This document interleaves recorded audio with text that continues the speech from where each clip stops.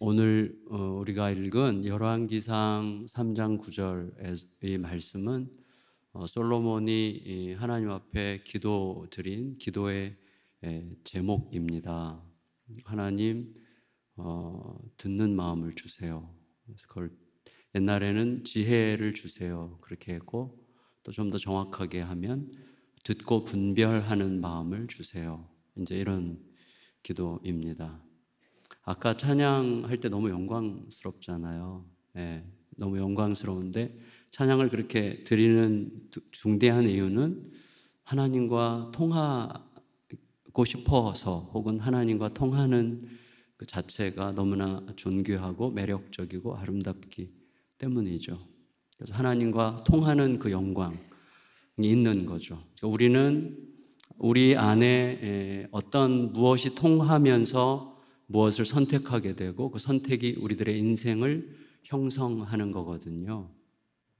그래서 우리 안에 어떤 소리가 있느냐 하는 게 굉장히 중요하므로 듣는 마음을 갖는 게 매우 중요합니다. 하나님으로부터 듣겠다는 거죠. 또 하나님, 세상의 백성들의 소리를 듣더라도 하나님을 통해서 듣겠다는 거죠. 우리가 누군가를 상대할 때, 세상과 상대할 때 1대1로 이렇게 상대하는 게 아니라 내가 문제를 보고 문제를 하나님께 아뢰는 것과 하나님을 통해서 문제를 보고 하나님으로부터 듣는 것은 굉장히 다른 문제예요. 그래서 이 금요일 날 여러분들이 모여서 찬양하고 또 말씀을 듣고 기도하는 굉장히 중요한 이유는 나와 너 사이에, 나와 현실 사이에 하나님이 계시도록, 하나님과 통하는 것으로 그를 보고 하나님과 통하는 것으로 그 현실을 향하기 위해서 우리가 찬양 부르고 기도하고 하는 거죠. 그런 의미에서 이 듣는 마음이라는 이 기도가 굉장히 중요한 기도인데, 어느 정도로 참 잘한 기도냐면 하나님이 무척 기뻐하셨어요. 저는 이 열왕기상 3장 9절 말씀을 구약의 마태복음 6장 33절이라고 생각해요. 그래서 마태복음 6장 33절에서 예수님께서 말씀하셨잖아요. 너희는 먼저 그의 나라와 그의 의를 구하라. 그리하면 이 모든 것을 너에게 더하시리라. 이 모든 것 뭐예요? 거기에는 의식주로 대표되는, 의식주가 상징하는 우리들이 삶에서 그것을 갖출 때 비로소 객관적으로 만족할 만한 조건을 확보했다는 생각 때문에 안심할 것처럼 느끼게 되는 그것들이죠. 뭐 합격, 성취, 어떤 달성, 내가 원하는 것을 소유함, 이런 것들이 이 모든 것이라고 할 수가 있겠는데, 예수님의 이 기도를 잘 생각해야 되죠. 그러니까 너희는 먼저 그의 나라와 그의 의를 구하라. 그리하면 이 모든 것을 너에게 더하시리라고 할 때, 이것은 우리에게 거래적 제안을 하는 게 아니에요. 그러니까 너가 먼저 하나님 나라를 구하면 이거 다 줄게, 그러니까 이걸 얻기 위해서라도 하나님 나라를 구해라가 아니고, 우리가 진짜로 따지고 들어가면 하나님의 나라를 구하는 게, 아까도 하나님의 나라 노래했잖아요. 하나님의 나라를 구하는 것 자체가 너무나 영광스럽고 아름답고 매력적이어서 이 모든 것 더하지 않으셔도 돼요. 하나님 이거 없어도 돼요.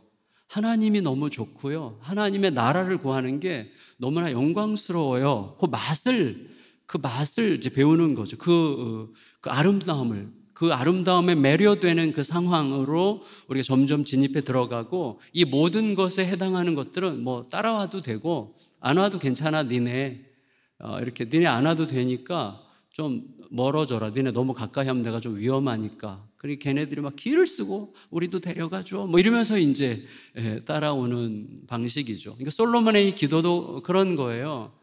하나님께서 솔로몬의 기도를 들으시고 무척 기뻐하셨어요. 그래서 이 기도가 3장 10절에는 이 기도가 하나님의 마음에 든지라 그랬어요. 하나님 마음에 들었어요. 그래서 어떻게 했어요? 솔로몬이 구하지도 않은 부귀 영화를 주겠다고 약속하시거든요.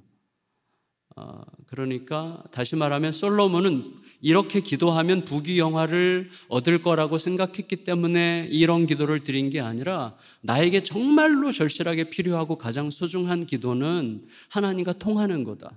하나님으로부터 듣고 그리고 백성들로부터 듣더라도 하나님으로부터 듣는 방식으로 듣겠다라고 하는 것이 자기에게 너무나 중요하다는 것을 알았기 때문에 뭐 금은보화, 부귀영화 생각도 안 했던 거죠. 주셔도 되고 안 주셔도 되는 거죠. 하지만 이게 중요하다는 기도를 했기 때문에 하나님께서 그 솔로몬의 마음을 보시고, 물론 안타깝게도 나중에 좀 변질이 되지만 이 초기에는 너무나 괜찮은 이제 기도를 했던 자라고 할 수가 있겠어요. 그러니까 우리들에게 이 듣는 마음, 분별하는 마음이 무척 중요합니다. 저 같은 경우 제가 뭔가를 객관적으로 성취했다고 생각하고 뭔가 이뤘다고 생각하고 사람들이 막 알아주고 막 박수 쳐주고 잘한다 잘한다 하고 그러면 제일 첫 번째 현상이 뭐예요? 귀가 닫히는 거예요. 그래서 이 듣는 마음이 너무너무 중요합니다. 그래서 내가 뭔가를 좀 한 것 같으면, 내가 뭔가 객관적으로 인정받는 것 같으면 제일 먼저 귀가 닫혀요. 귀가. 그래서 딴 사람이 말하는 거 야 그거 별거 아니야 이런 식으로 나도 모르게 생각해요. 그래서 이게 너무 중요해요. 레브 쇼메아라는 히브리어인데 듣고자 하는 마음, 들으려는 마음. 왜 들으려고 하죠? 내가 아직 다 모른다는 것을 인정하기 때문에 하는 거죠. 그래서 이 듣는 마음을 갖는 게 여러분 이 시간 찬양하고 기도하고 말씀 듣고 하는 모든 시간은 듣는 마음을 내 안에서 더 맑게 확장하는 시간이라고 생각할 수 있을 것 같습니다. 사람을, 인격을 펄슨이라고 하잖아요. 펄슨은 라틴어 페르소나레에서 기원했다고 해요. 헨리 나우엔이라는 분이 상처 입은 치유자라는 책에서 한 얘기인데, 그래서 펄슨의 원래 그 당시에 라틴어로 페르소나레를 말했던 사람들의 의미죠. 지금은 좀 다를지도 모르지만 그 당시에는 뭐라고 생각했는가 하면 이 페르소나레가 울림이에요. 울림. 소리가 울리는 거죠. 사람, 인격은 어떤 존재냐? 그 안에서 어떤 울림이 있어서 그 울림이 퍼져나가서 의미와 가치를 형성하는 존재가 인격이고 사람이라는 거예요. 여러분 모두에게, 저에게도 그렇고 여러분 모두에게도 어떤 울림이 있어요. 마음속에 울림. 그 마음의 소리, 그 소리가 통과할 때 나타나는 특성이 그 사람의 인격인 거죠. 어떤 소리가 나의 내면에 흐르고 있느냐. 많은 경우에 우리들은 상처받은 상처가 흐르거든요. 상한 마음이 내 안에서 소리를 형성하고 억울함, 원망, 분노 이런 소리들이 내 안에 가득하면 나도 모르게 그런 방식으로 모든 걸 해석하고 설명함으로 그 해석과 설명이 선택을 만들고 선택이 우리들의 인생을 빚어가는 거거든요. 그러니까 어떤 소리가 흐르느냐 하는 것은 너무나 중요한 것이죠. 옛날에 제가 이런 거 들은 적이 있어요. 마틴 루터 킹 주니어 목사님이 선한 사마리아인의 비유를 얘기하시는데 레위인과 제사장들은 강도 만난 자를 두고 갔고 사마리아 사람이 강도 만난 자를 도왔죠. 이유는 그 속에 어떤 소리가 흘렀느냐의 차이라는 거예요. 레위인과 제사장의 내면에는 어떤 소리가 흘렀냐면 이 사람을 도왔다가 나는 이 사람을 돕게 될 때 나는 어떻게 되는 거지? 이런 소리가 흘렀다는 거죠. 다시 말해 이 사람을 도왔다가 이 강도가 드글거리는 이곳에서 나도 위험에 빠지면 어떡하지? 그러니까 이 사람을 도울 때 나는 어떻게 되는 거지? 라는 소리가 흘러서 그들은 간 거고, 사마리아인의 내면에는 어떤 소리가 흘렀어요? 이 사람을 두고 가면 이 사람은 어떻게 되는 거지? 그게 사마리아인이 되게 한 거죠. 그게 선한 사마리아인을 만든 거죠. 소리가 이 사람을 두고 가면 이 사람은 어떻게 되는 거지? 라는 소리죠. 어떤 소리가 흐르느냐에 따라서 선택이 달라지고, 그리고 그 이후에 울림이 사람들에게로 이렇게 확장되는 울림이 달라지게 되는 것입니다. 그래서 무엇으로부터 듣느냐, 또 들은 것을 어떻게 해석하느냐 하는 것이 우리들의 선택을 결정하는 거죠. 우리는 어때요? 저는 이렇게 생각해요. 우리들은 너무 많은 시간 동안에 가상현실 속에 산다 이렇게 생각해요. 그래서 내가 가상현실에서 참현실로 의지적으로 의도적으로 돌아가는 마음의 훈련이 많이 필요하다는 생각을 제 자신에게 늘 하고 있어요. 무슨 말이냐 하면 여러분 마태복음 8장에 보면 예수님께서 제자들과 함께 배를 타고 갈릴리 바다를 건너시죠.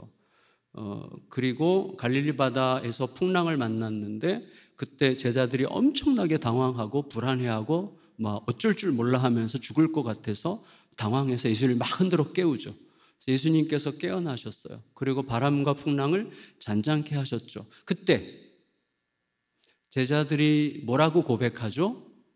와, 이분이 누구시길래 바람과 풍랑도 잠잠케 하실까? 이렇게 고백해요. 자, 이거를 잘 해석해야 되죠. 자, 이분이 누구시길래 바람과 풍랑도 잠잠케 하시지? 그 말은 뭐죠? 와, 우리는 예수님이 누군지 좀 알고 있다고 생각했는데 이렇게까지 하시는 분이신 줄은 몰랐네? 그 말이죠. 그 말을 좀 더 확장해서 해석하면 예수님께서 이런 분이신 줄을 내가 진작에 알았더라면 풍랑이 왔을 때 그렇게 호들갑 떨지 않았어도 됐을 텐데 그 말이죠. 다시 말하면 우리의 삶에는 끝없이 많은 풍랑들이 와요.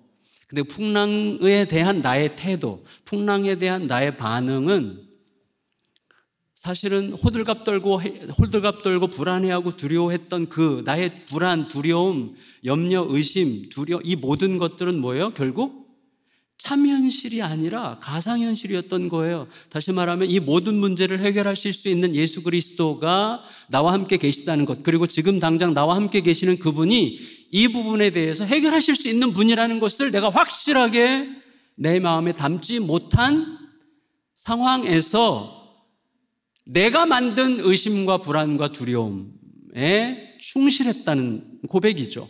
이런 예수님이 이런 분인 줄 내가 진작에 알았더라면 내가 다르게 반응했을 텐데 그 말이죠.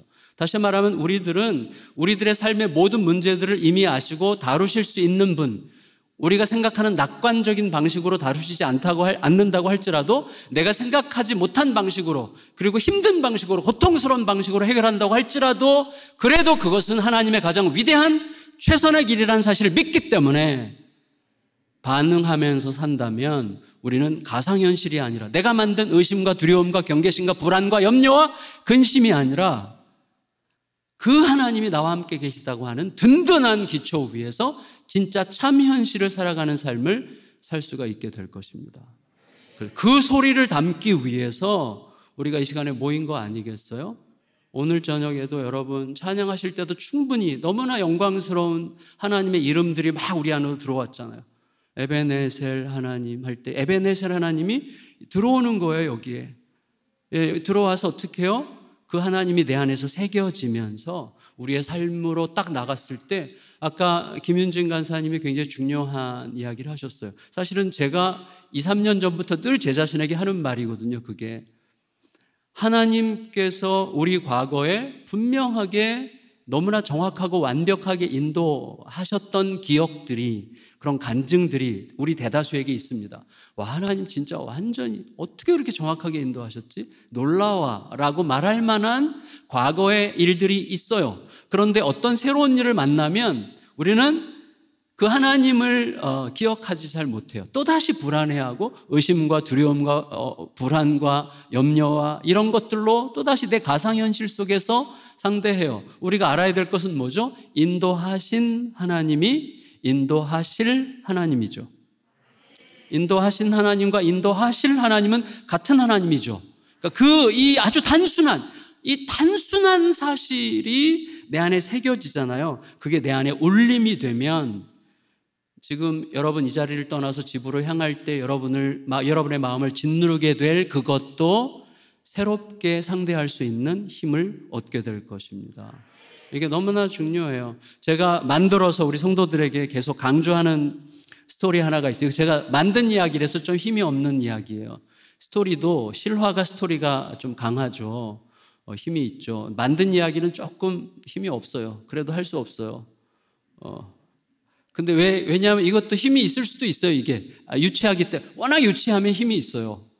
그리고 또 만들었지만 유치하지만 현실성이 있는 이야기니까 힘이 있을 것 같아요. 무슨 얘기냐면 여기 젊은 분들이 무척 많으신데 우리가 뭔가를 굉장히 애를 써서 노력을 하죠.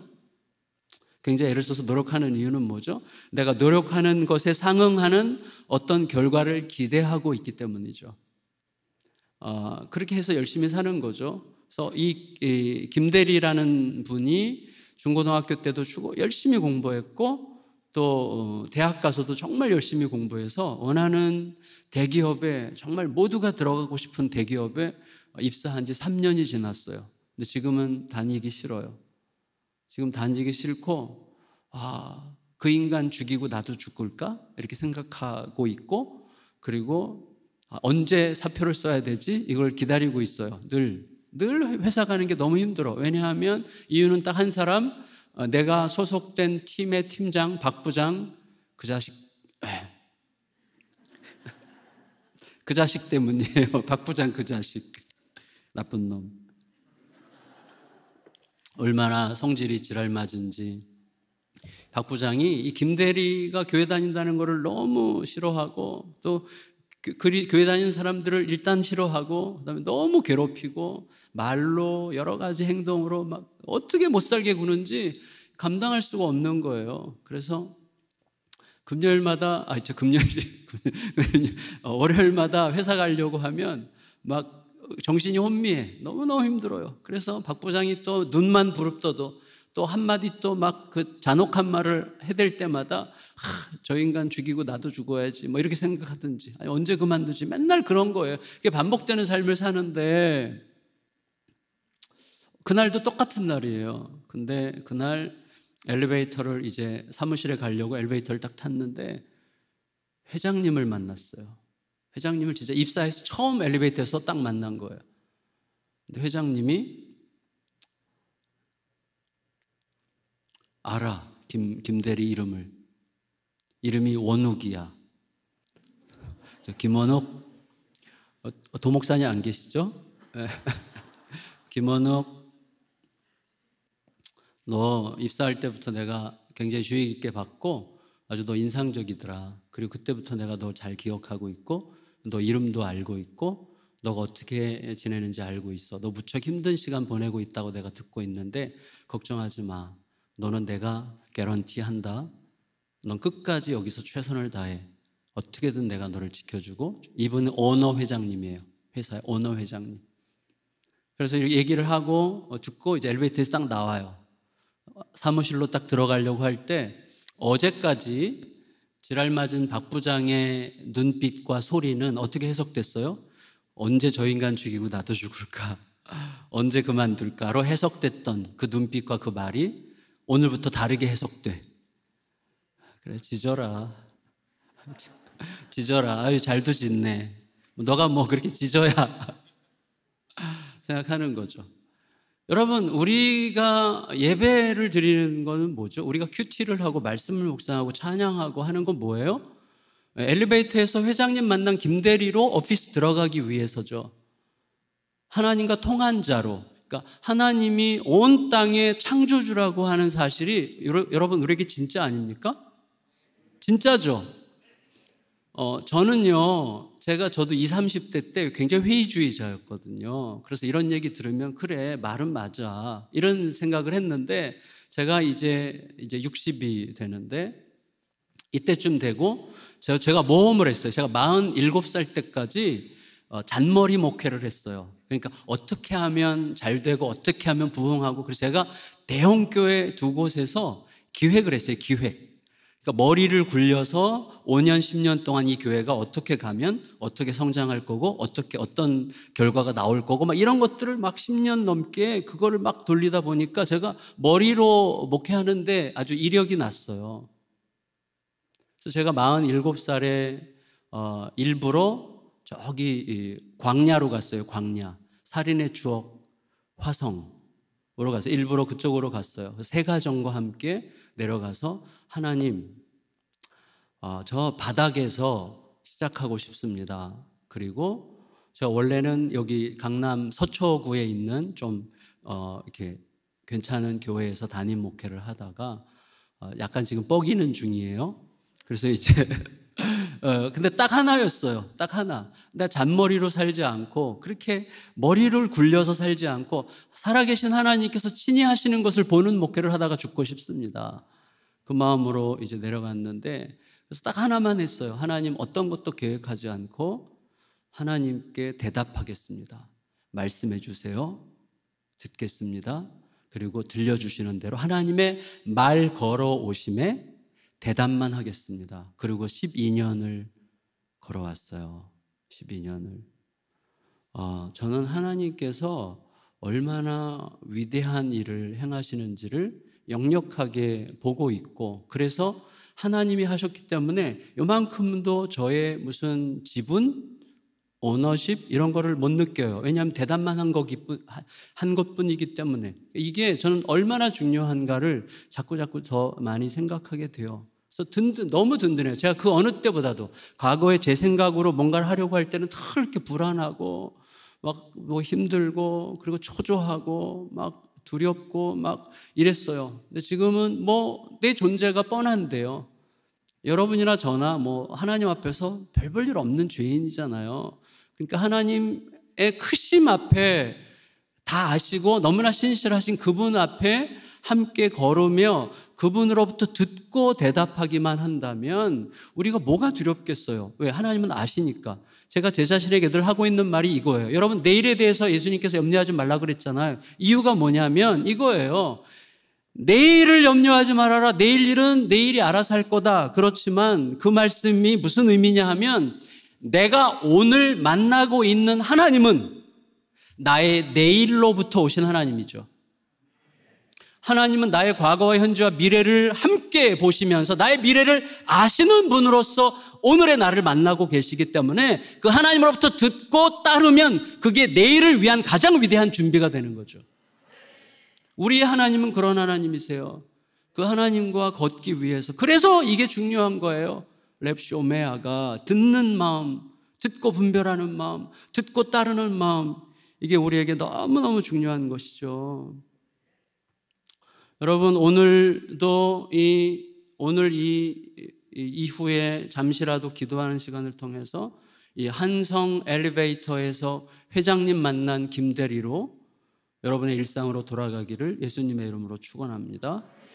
중요한 건 뭐냐면 이 솔로몬이 어떻게 이 기도를 하게 됐느냐는 거예요. 이게 굉장히 중요하죠. 어떻게 이 기도를 하게 됐느냐?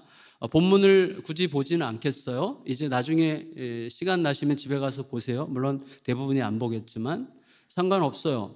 이 솔로몬이 왕이 된 직후에 기브온 산당에 올라가서 제사를 드리는 거예요. 제사를 드리다가 뭐 기간이 좀 있었나 봐요. 잠들었어. 그래서 꿈을 꾼 거예요. 그래서 꿈속에서 하나님과 대화하면서 기도한 내용이거든요. 꿈속에서 하나님께서 솔로몬에게 이렇게 말씀하셨어요. 내가 너에게 뭐 해주기를 바라느냐? 내가 너에게 뭐 해줄까? 이렇게 하나님께서 누구나 듣고 싶은, 여러분 오늘 기도하는 중에 진짜 주님께 하나님께서 뭐 해주면 좋겠어? 이렇게 좀 또박또박 들려주시면 좋겠고, 그때 뭘 구할지 한번 생각해 보세요. 그때 여러분이 듣는 마음 주세요라고 구하겠어요? 하나님, 진짜 저 이번에 이거 여기 꼭 합격해야 되는데 그것만 해주시면 진짜 더 이상 바랄 게 없겠습니다. 여러분, 우리가 속지 말아야 되는데 그것만 있다면 더 이상 바랄 게 없겠다라고 하는 그것은 다 거짓이에요. 그것이 이루어져도 더 이상 바랄 거 엄청 많습니다. 하나님께서 솔로몬에게 내가 너에게 뭐 해주기를 바라느냐 이렇게 말씀하셨을 때 솔로몬의 대답이 아주 기가 막혀요. 이렇게 대답했어요. 아버지 얘기를 갑자기 했어요. 솔로몬이 저희 아버지 다윗은 왕인데 성실과 공의와 정직으로 주 앞에서 주와 함께 행한 분입니다. 이렇게 얘기를 해요. 자, 무슨 말이냐면 솔로몬이 꿈속에서, 이 꿈이라는 게 요즘에는 꿈 그러면 그렇게 신빙성이 없지만 이 당시까지만 해도 꿈은 하나님의 계시에 굉장히 중요한 수단이죠. 그러니까 꿈이 굉장히 근거 있는 계시적 어떤 통로예요. 그러니까 우리가 굉장히 의미 있게 생각할 수 있겠는데, 꿈속에서 자기 아버지에 대해서 하나님께 이렇게 말할 수 있었다는 것은 무슨 뜻이죠? 솔로몬이 어렵게 왕이 됐잖아요. 자기 형이랑 경쟁하면서 형으로부터 죽임당할 수도 있는 위기를 뚫고 왕이 된 거거든요. 그러니까 굉장히 힘들게 왕이 됐는데, 왕이 된 직후에 무척 많이 생각을 했을 거예요. 내가 왕으로서 어떻게 해야 제대로 된 왕이 될 수 있겠는가? 그러려면 정말 아버지야말로 진짜 괜찮은 왕인데, 아버지처럼 되려면 어떻게 해야 되겠는가? 그리고 아버지의 인생은 무엇이었는가? 아버지의 인생을 씹고 또 씹어서 정리한 게 뭐냐면, 성실과 공의와 정직으로 주 앞에서 주와 함께. 그러니까 솔로몬이 아버지 다윗의 인생을 정리한 내용이에요. 성실과 공의와 정직으로 주 앞에서 주와 함께. 자, 이 말을 달리 번역하면 이런 말이죠. 하나님, 제 아버지는요, 하나님 앞에서 하나님과 함께 있는 왕이었습니다. 그리고 저희 아버지 다윗이 진짜 괜찮은 왕이었다면, 그가 괜찮은 왕이 될 수 있었던 결정적인 이유는 하나님이 자기의 왕이라는 사실을 절대로 잊지 않는 왕일 때 그는 참 좋은 왕일 수 있었습니다. 그러므로 하나님, 저도 하나님이 저의 왕이심을 잊지 않는 자가 되게 하여 주옵소서. 하나님이 저의 왕이십니다. 솔로몬아, 내가 너에게 뭐 해줄까? 그랬더니 솔로몬의 대답을 좀 비약적으로 정리하자면, 하나님은 왕이십니다. 뭘 주셔도 저는 좋은 거라고 생각합니다. 그런 의미를 담고 있는 거죠. 내가 너에게 뭐 해줄까? 하나님이 왕이십니다. 자, 그러면 여러분, 신앙생활을 정상적으로 한다면, 정상적으로 할 경우에 하나님을 제대로 아는 사람은 자기가 누군지를 알게 돼 있죠. 그렇죠. 그러니까 신앙생활을 오래 했음에도 불구하고 너무 주제넘게 구는 사람은 아직 하나님이 누구신지 모른다는 뜻이에요. 하나님이 진짜 왕이시고, 하나님이 모든 것을 아시고, 하나님이 진짜 모든 것의 주관자이심을 진실로 아는 자는 그렇게 주제넘게 굴 수가 없어요. 근데 지금 솔로몬이 꿈속에서 보이는 이 모습이 참 놀라운데, 내가 너에게 뭐 해줄까? 그랬더니 하나님이 왕이십니다라고 고백한 다음에, 그 다음에 자기 자신에 대해서 말을 해요. 그런데 저는요, 출입할 줄도 모르는 어린 아이에 불과합니다. 이렇게 얘기해요. 우리말로 한다면 저 똥오줌도 못 가리는 어린애에 불과합니다. 그는 지금 왕이잖아요. 근데 자기 인식이 뭐예요? 저는 어린애입니다. 이거예요. 하나님은 왕이시고 저는 어린애입니다. 여러분, 이게 진실일 때 진짜 기도를 할 수 있는 거예요. 무슨 말이냐면, 하나님을 가짜게 생각하든지, 하나님을 가짜게 생각하는 사람은 아무도 없어요, 여기에. 그러나 가짜게 생각할 수 있어요, 결과적으로. 무슨 말이죠? 내 문제를, 현실이 압박하는 나의 현실의 문제와 내 상황을 너무 어마어마하게 키워놓으면 내 속에서 나도 모르게 하나님을 가짜게 생각하게 되는 거예요. 왜? 이 문제보다 작은 분이죠, 하나님은. 그러니까 내가 본의 아니게 하나님을 가짜게 생각할 수 있어요. 그래서 찬양을 통해서, 찬양은 가장 좋은 그래서 예배의 통로죠. 찬양할 때 하나님은 내 안에서 한껏 커지시거든요. 찬양을 통해서 하나님께 다 바치고 싶잖아요. 하나님 죽어도 좋아, 이런 마음이 들잖아요. 이 하나님이시라면 내가 뭐가 두려워? 이 하나님이시라면 내가 뭘 그렇게 붙들고 발발발발 떨겠어? 하나님 막 내 안에서 이만큼 커지시거든요. 근데 그 하나님이 설교 시간에 조금씩 줄어들다가 그 다음에 이렇게 끝나고 집으로 가면 이제 하나님이 이렇게 요만해졌다가 이제 내일 이제 출근하면 어디 가셨지? 이렇게 되는 거죠.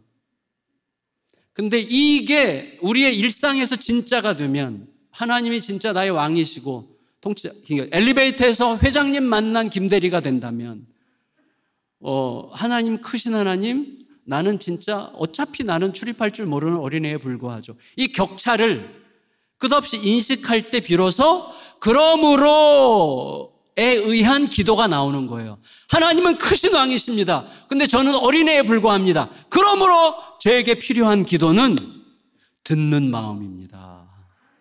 그 기도가 거기서 나오는 거예요.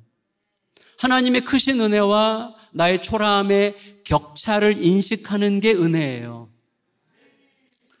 그래서 왜 찬양 시간에 그렇게 은혜를 받죠? 하나님을 한껏 높이거든요. 하나님을 막 높일 때 막 은혜가 쏟아져요. 하나님의 크심과 나의 초라함의 이 격차가 은혜를 내 안에서 창조하는 거거든요. 여러분, 이게 너무 중요해요. 하나님은 우리가 하나님을 섬길 때 갖게 되는 큰 그 삶의 어떤 역동이랄까? 아주 강력한 역동이 있는데 그것은 교만과 좌절을 이기는 아주 겸손한 담대함이에요. 이게 그리스도인의 굉장히 중요한 특징인데 무슨 말이냐 하면 신앙생활을 정상적으로 잘 따라와 보세요. 단순해요. 그렇지만 잘 따라오면 이게 굉장히 유익한 도움이 될 거예요. 신앙생활을 정상적으로 하는 사람 내면에는 어떤 특징이 있냐면 하나님은 점점 더 커지셔요. 내 안에서. 하나님은 점점 높으시고 영광스러우시고 위대하셔요. 근데 나는 점점 더 예민하게 나의 죄를 인식해요. 그래서 나는 죄인 중에 괴수가 돼요. 사도 바울 선생님이 그랬던 것처럼. 그래서 이 하나님과 나 사이의 격차가 쫙 벌어져요. 이렇게 점점. 하나님은 점점 커지시고 나는 점점 더 죄인의 괴수로 인식돼요. 죄를 더 많이 짓는다는 게 아니라 이전에는 보이지 않던 더 은밀하고 너무나 교활한 내 내면의 그 지독한 자기중심성이 끝없이 올라오죠. 고백할 수밖에 없어요. 제가 석 달 전에 설교하다가 우리 성도님들에게 그래서 고백했어요. 성도님들, 저는요 우리 아내를 너무 사랑합니다. 근데 왜 이렇게 바람이 피고 싶을까요? 제가 고백을 했어요. 예배 끝나고요 우리 교육자들이 남자 교육자들 중에 상당히 많은 분들이 엄청 은혜를 받았대요. 자기 마음을 대변해 줘가지고. 그게 우리들이에요. 가장 거룩한 것과 가장 악마적인 것은 붙어 있습니다. 천사가 사탄이 되는 거예요. 제가 가장 영광스러운 복음을 설교하면서 복음을 전하는 대신에 복음을 전하고 있는 나를 전할 수 있어요. 네, 너무 이때 아멘 하시니까 좀 내가 쪽팔리네. 근데 어쨌거나 굉장히 은밀하죠, 우리들은. 점점 이게 벌어져요. 하나님은 신앙생활이 정상적으로 진행되면 하나님은 점점 커지시고 나는 점점 나의 악함이 내 안에서 고발되고 발견돼요. 그런데 그러면 우리는 절망하고 좌절하는데 이 점점 벌어지는 사이를 누가 메꿔요? 예수 그리스도가 메꾸시기 때문에 그리스도의 십자가가 메꾸는 거예요. 이 격차를. 그래서 가면 갈수록 예수 그리스도가 너무 소중한 거예요. 그래서 갈수록 예수님이 너무 귀한 거예요. 예수님이 너무 감사해요. 예수님이 전부가 돼요. 예수님 때문에 사는 거예요.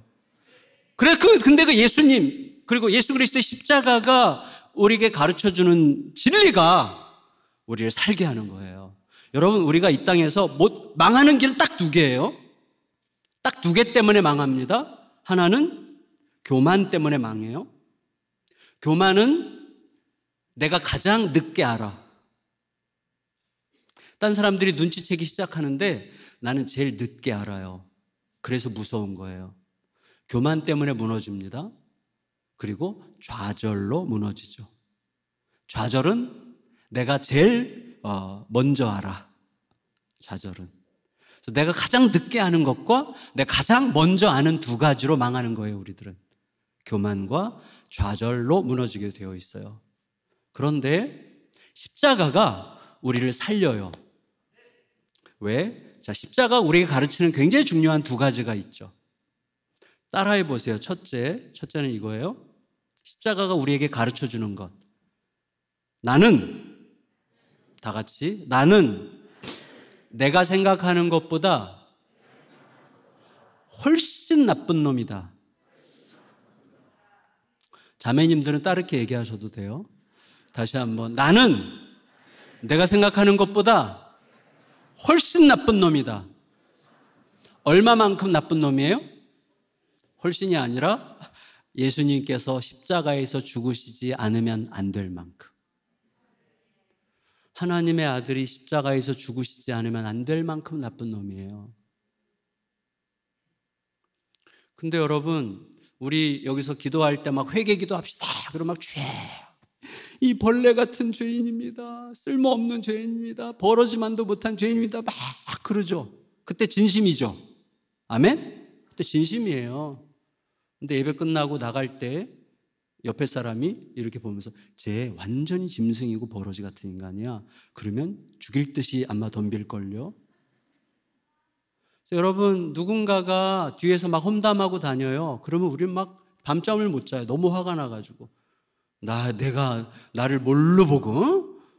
하나님 앞에서는 이 벌레 같은 죄인입니다. 그래 놓고 막 누가 뒤에서 험담하고 다니면 막 밤잠을 못 자. 막 미칠 것 같아. 이제부터 그리스도의 십자가를 생각한다면 나는 내가 생각하는 것보다 훨씬 나쁜 죄인이야. 하나님의 아들이 죽으셔야 할 만큼 나쁜 죄인이라는 게 진짜로 들어오면 누가 내 험담하고 다닌다는 이야기를 들으면 찾아가세요. 찾아가서 말하세요. 너 좀 아는구나. 너 좀 아는구나. 근데 내가 너한테 진실을 말하는데 사실 너가 아는 것보다 나 훨씬 더 나쁜 놈이야. 그렇게 하면 미친놈 되죠. 근데 그럴 것까지는 없지만 그런 마음이 내 안에서 확인될 필요가 있는 거예요. 매우 중요해요. 근데 십자가가 우리에게 가르쳐주는 두 번째는 이거예요. 따라해 보세요. 나는 내가 생각하는 것보다 훨씬 위대한 사랑을 받았다. 얼마만큼? 하나님의 아들이 십자가에서 죽으실 만큼. 그래서 이 두 가지가 우리를 교만으로부터 지켜주고 좌절로부터 지켜주는 거예요. 그래서 늘 그걸 들어야 되는 거예요. 늘 그걸 듣는 거예요. 늘 새롭게 들어야 돼요. 우리는요, 오늘 들었다고 해도 내일 다 까먹거나 내일 다른 것들이 치고 들어와요. 내 안에 다른 소리가 더 커져. 우리는 내 안에 있는 소리가 움직이는 존재들이에요. 그러니까 그리스도의 십자가가 하나님의 크심이, 하나님의 다 알고 계심이, 하나님의 신실하심이, 그리고 하나님은 모든 것을 가장 선하게 인도하시는 분이심에도 불구하고 오늘 나의 삶에 그것과 어울리지 않는 무언가를 허락하셨다면 그것도 하나님의 어떤 뜻이 담긴 하나님의 어떤 일일 수 있다고 하는 확신 위에서 하루하루를 살아갈 수 있다면 우리는 그야말로 엘리베이터에서 회장님 만난 김대리로 날마다 살아가는 거예요. 그게 너무나 중요합니다. 그런데 그래서 이 솔로몬이 이 사이에서 하나님의 크심과 자기의 초라함 사이에서 듣는 마음을 구했고, 그리고 솔로몬의 기도대로 하나님께서 솔로몬에게 듣는 마음을 주셨습니다. 그 증거가 뭐예요? 바로 이어지는 내용이, 오늘 본문 바로 이어지는 내용이 그 유명한 에피소드죠. 두 창녀 재판 이야기예요. 그래서 예루살렘에 두 창녀가 같이 둘 다 아이를 낳았어요. 그리고 한 아이가 지난밤에 죽었고, 자기 아이가 죽은 걸 본 여자가 남의 아이를 자기 애라고 하면서 서로 자기 애라고 하는 싸움을 이제 솔로몬 앞에 가져온 거죠. 자, 생각해 보세요. 가장 비천한 두 창녀의 재판을 솔로몬 앞에서 해. 이미 솔로몬은 듣는 자가 된 거죠. 가장 비천한 두 여인을 왕실에 불러서 자기가 직접 들어요. 하나님의 마음으로 듣고자 하죠. 이미 듣는 마음을 가졌어요. 그 재판을 하죠. 그리고 아주 명쾌하게 해결을 해주죠. 그런데 저는 이 본문을 읽으면 읽을수록 뭔가 좀 답답해요. 왜냐하면 이렇게 한번 생각해 봤어요. 창년대 아이가 있어. 그 자체로 너 얼마나 슬퍼요? 누구의 아이인지 본인이 모를지도 몰라요. 아이도 누가 자기 아빠인지 모르겠죠. 나중에 크면. 그 자체가 물론 우리 시대에 비추어 생각할 수 있는 정도로 시간이 그렇게 가까이 있지 않지만 그냥 인간으로 한 사람으로 보더라도 너무나 비참한 상황 아니겠어요? 근데 잠자다가 뭐 나쁜 맘 먹은 게 아니라 잠자다가 애를 죽였어요. 뭐 이렇게 뒤척이다가 죽였든지 어떻게 됐든지. 그러니까 얼마나 비참해요. 이 한 여인, 애가 죽은 여인은. 오죽하면 남의 애를 자기 애라고 우기겠어요? 그 말은 그만큼 아이에 대한 그다음에 아이를 잃고 싶지 않은 열망이 얼마나 강해요, 모성애가. 그래서 싸웠어요. 솔로몬 앞에서 재판을 했는데 졌어. 진실이 드러났죠. 그러니까 이 여인은 뭐예요? 지난밤에 아이 잃고 왕 앞에서 엄청 수치를 당하고 감옥에 가든지 했을 거고, 그 다음에 영원히 예루살렘에서는 거할 수 없는 모든 사람으로부터 수치의 상징처럼 여겨지는 인생으로 끝났죠. 이 여인의 이후의 이야기가 없어요. 그래서 저는 좀 약간 슬프려고 했어요. 우리는 보통 이 이야기 이러면서 나쁜 년, 그래 네가 그렇게 남의 애를 지혜라고 그러면 안 되지, 진짜 이러면 우리 보통 이렇게 이제 끝나는데, 예수님도 그러셨을까? 저는 예수님은 안 그러셨을 것 같아요. 제가 왜 제가 그렇게 생각했는가 하면, 솔로몬이 듣는 마음을 가졌지만 듣는 마음을 가진 솔로몬의 절정이 예수님이죠. 사실은 솔로몬이 듣는 자로서 예수님을 상징한다고 할 수가 있겠죠. 예수님은 우리가 알듯이 공생애 때 새벽마다 하나님 앞에 엎드려 듣고자 하셨죠. 새벽마다 듣고자 하셨죠. 진실로 듣는 자는 예수님이셨어요. 진실로 듣는 자인 예수님은 어떻게 하셨어요? 솔로몬은 애를 죽이라 함으로 이 재판 문제를 해결했지만, 예수님은 자기 자신을 죽음에 내어 주심으로 사람을 얻으시죠. 저는 생각해요. 사실은 제가 지금 1년 반 전부터 혈액암을 앓고 있어요. 근데 뭐 심각한 혈액암은 아니에요. 그래도 이제 항암제를 계속 먹어야 하는 상황인데, 뭐 언제 어떻게 될지 아무도 모르니까 또 피차마차예요. 저는 무척 평안한데, 근데 그러면서 좀 생각하게 됐어요. 그래서 이제 내가 얼마를 살지는 모르지만 내가 남은 모든 삶 동안에 영원히 후회하지 않으려면 영원히 후회하지 않을 게 남는 하루하루를 살면 되는 거구나. 그래서 제가 남는 게 딱 생각해 보니까요, 오늘이 남고, 매일 하나님께 선물처럼 주시는 오늘과 사랑만 남더라고요. 생각해 보세요. 우리가 살아가는 모든 삶에서 사랑을 싹 빼보세요. 사랑을. 그럼 어떻게 되죠?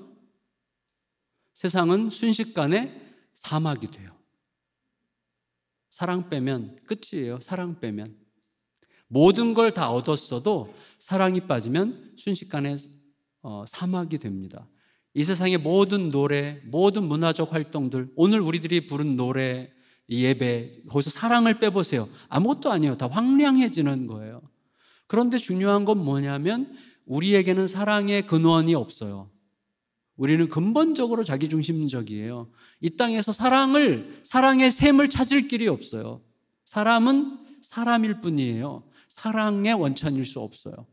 그러니까 그것이 없으면 전혀 의미 없어지는 세상에 사랑의 흐름으로 비로소 빛이 들어오고 의미가 형성된다면, 사랑은 밖에서부터 온 것일 수밖에 없는 거예요.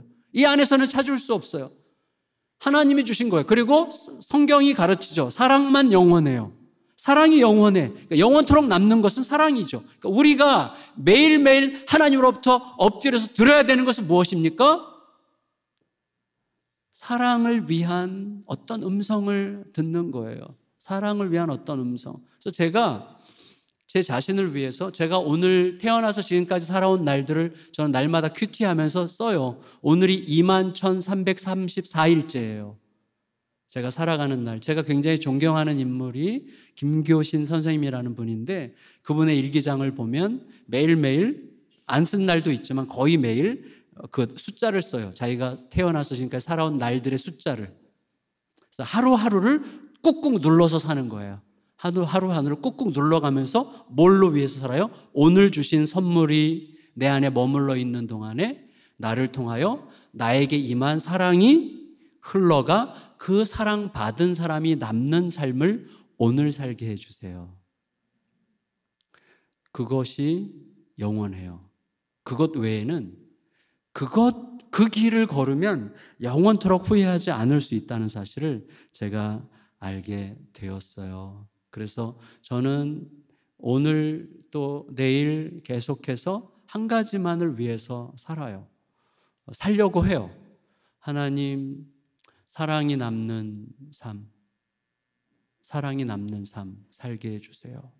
왜 우리가 가장 중요한 나를 통하여 나를 변화시킨 사랑으로 누군가에게 흘려보내지 않고 우리들은 내가 변화시키고 싶은 사랑으로 사랑하려고 하기 때문에 자꾸 썽이 나는 거거든요. 문제가 생기는 거거든요. 그래서 나를 변화시킨 그 사랑이 흘러가고 있는지를 점검하게 해달라고 날마다 간절히 기도하는 거죠. 그러기 위해서는 어떻게 해요? 날마다 깊이 들어야 돼요. 주님으로부터. 뭘 들어야 돼요? 진짜 현실을.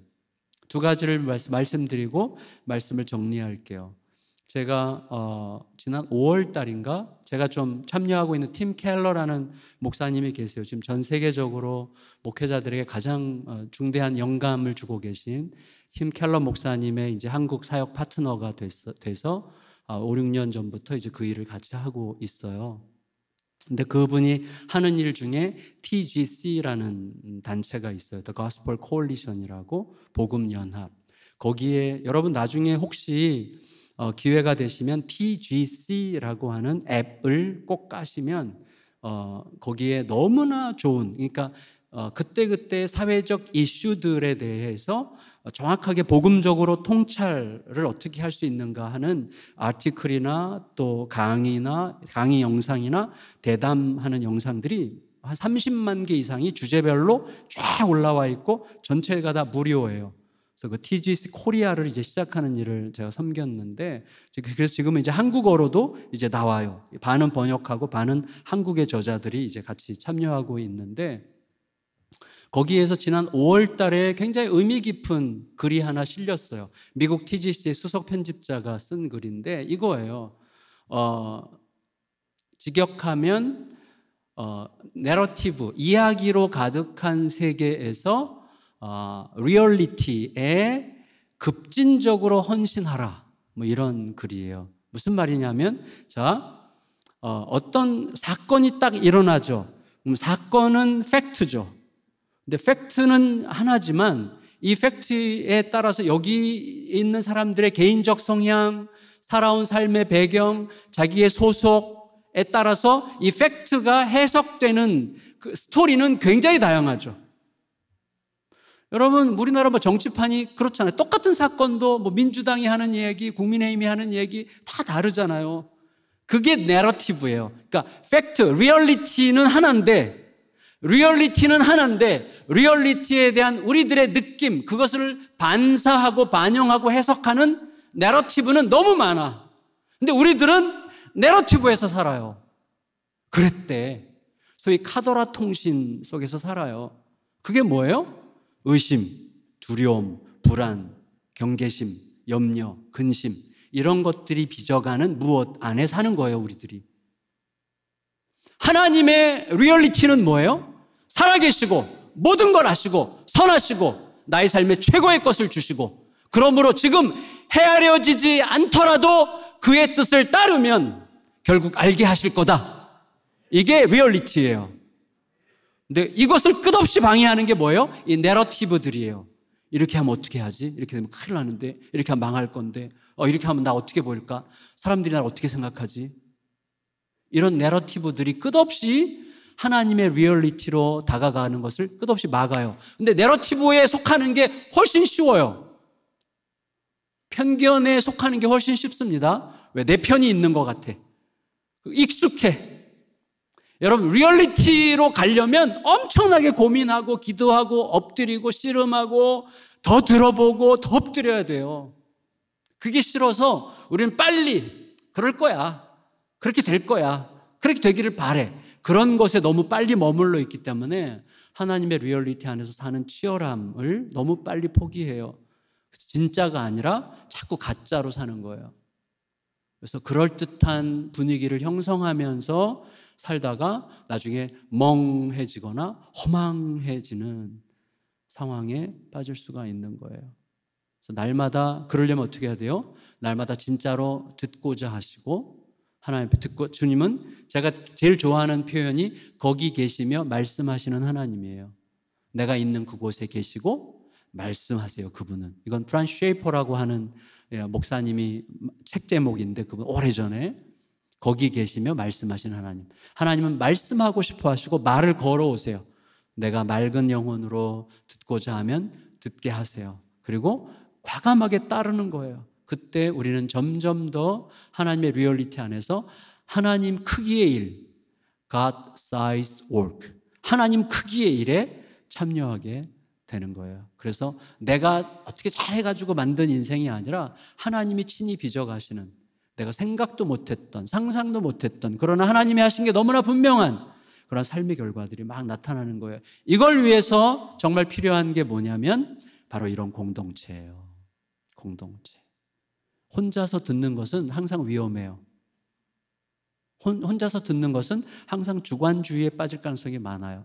공동체가 필요해요. 공동체. 제가 올 초에 그 구글 코리아 사장님으로부터 직접 들은 이야기인데 그분이 그러시더라고요. 그분이 강의 중에 그런 얘기를 했어요. 오늘날은 전문가가 없는 게 문제가 아니라 전문가를 하기 어려운 게 문제다. 너무 세분화되어 있기 때문에 누가 진짜 전문가인지 누가 적합한 전문가인지를 분별하는 게 너무 어려운 거예요. 근데 그것을 혼자서 못 한다는 거예요. 그래서 소위 그 리터러시 커뮤니티라고 그래요. 그래서 분별하는 공동체가 필요한 거예요. 듣고 분별하는 공동체. 그래서 여기서 여러분 계속 이렇게 이 전체 대그룹으로도 모이지만 여러분이 함께 충분히 마음을 나눌 수 있는 소그룹. 나 요새 이런 감동이 있고 이런 이끄심이 있는 것 같은데 어떤 것 같아? 라고 솔직하게 말하면서 어떤 이야기라도 들을 수 있는 분위기가 형성된 공동체. 이게 우리에게 너무너무 절실해요. 그래서 듣는 마음을 갖되 이 공동체 안에서 함께 듣는, 내 연약함을 고백하되 함께 듣음으로 담대하게 나아갈 수 있는 그런 공동체를 형성해 가시면서 여러분들 안에서 늘 듣고 분별하여 따름으로 하나님이 친히 행하시는 것을 놀랍게 경험하게 되는 역사가 계속 이렇게 순환하면서 내가 생각지 못했던 길, 저는 그리스도인의 길은 예측할 수 없는 길이어야 된다고 확신해요. 우리의 길은 예측할 수 없는 길이에요. 왜냐하면 우리보다 더 많이 보시는 하나님이 하시는 말씀, 나는 지금 못 보지만 그분은 보고 말씀하시기 때문에 나는 그 말씀을 듣고 따르면 내가 볼 수 없었던 길을 가는 거거든요. 그 길이에요. 너무나 아름답고 위대하고 매력적인 모험의 길이고 저는 그 모험을 너무나 하고 싶어서 화성 땅으로 갔고 봤어요.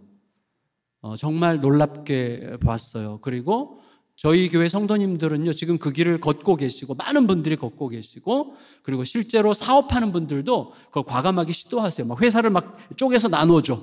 어떤 분이 20개째 회사를 나눠준 장로님도 계세요. 회사를 나눠서 직원들과 함께 상생하는 길을 가는데 상상할 수 없는 길들을 하나님께서 만드세요. 그러니까 제가 여러분에게 지나치게 낙관적으로 뭔가 막 바람을 불어넣는 게 아니라 우리 하나님은 우리 속에 가두어질 수 없는, 우리가 생각하는 것보다 너무나 크신 분이므로 그분으로부터 그분께 귀 기울여 듣고 따르고 함께 듣고 따르고자 할 때 우리들은 반드시 생각 이상의 삶으로 들어가게 될 거라는 사실을 여러분에게 도전하려고 하는 거예요. 그 은혜가 여러분들에게 임하여서 어느 순간 그거였구나, 이게 어느새 내 현실이 되는구나 라는 깊은 은혜를 함께 누리는 우리 모두가 되시기를 예수님의 이름으로 축원합니다.